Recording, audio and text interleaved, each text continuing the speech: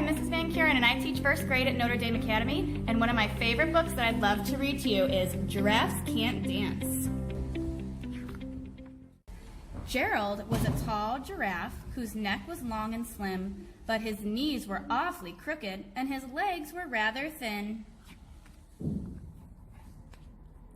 He was very good at standing still and munching shoots off trees, but when he tried to run around, he buckled at the knees. Now, every year in Africa, they hold the jungle dance, where every single animal turns up to skip and prance. And this year, when the day arrived, poor Gerald felt so sad, because when it came to dancing, he was really very bad. The warthogs started waltzing, and the rhinos rock and rolled. The lions danced a tango that was elegant and bold.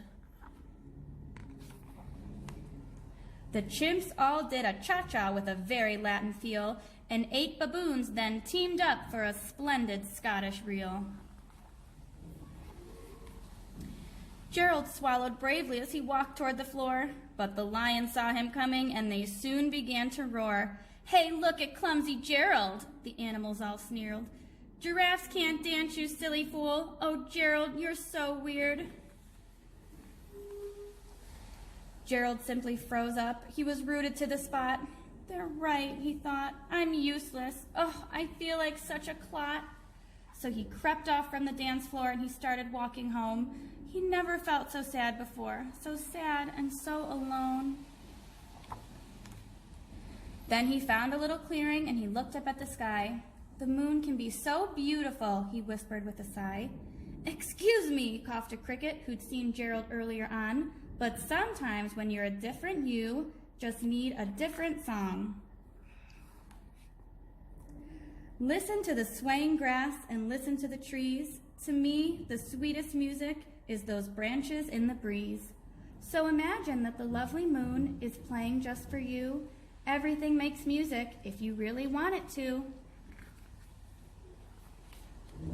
With that, the cricket smiled and picked up his violin. Then Gerald felt his body do the most amazing thing. His hooves had started shuffling, making circles on the ground. His neck was gently swaying and his tail was swishing round. He threw his legs out sideways and he swung them everywhere. Then he did a backward somersault and leapt up in the air. Gerald felt so wonderful, his mouth was open wide. "I am dancing, yes, I'm dancing, I am dancing," Gerald cried.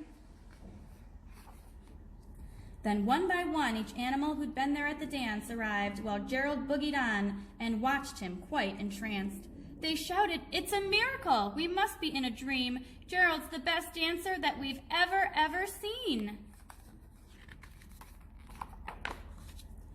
"How did you learn to dance like that? Please, Gerald, tell us how." But Gerald simply twirled around and finished with a bow. Then he raised his head up and looked up at the moon and stars above. "We all can dance," he said, "when we find music that we love." The end. I hope that you liked this story. Always remember to say your prayers and have a great summer. Good night, Notre Dame.